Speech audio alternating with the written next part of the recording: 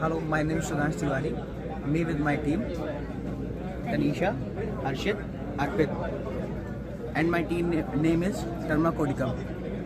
So let's begin. Sir, the most our PS was the PS9, which is considered on the judiciary system. As we all know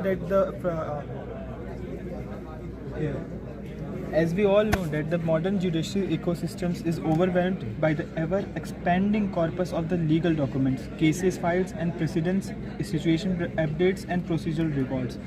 Courts and legal documents always make a buffer which always makes a buffer that increase the load of the judiciary system.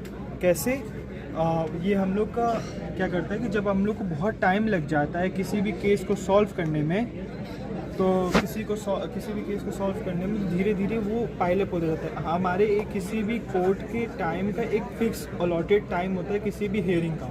अगर उस fix hearing time में अगर वो चीज़ और judgement नहीं clear होती तो उनको नेक्स्ट डे पे शिफ्ट किया जाता है.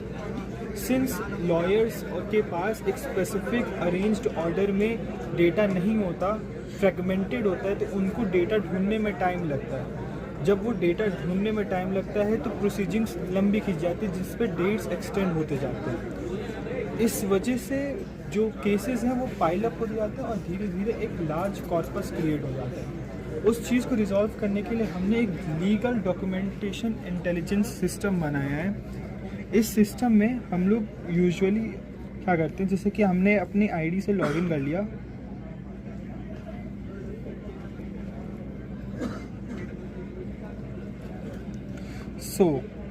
जैसे हम यहाँ अपनी आईडी से लॉगिन करते हैं हमारे पास 3 ऑप्शंस आते हैं: upload, document and search.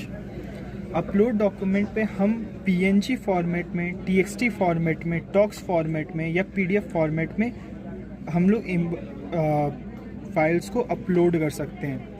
Currently मैं एग्ज़ाम्पल में मैं एक फ़ाइल अपलोड करता हूँ.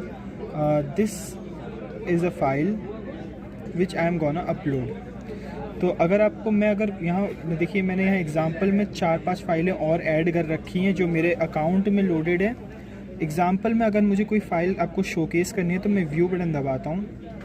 Here is a example of a file that has been loaded on this website. So it's a kind of summary that you will get on the document file.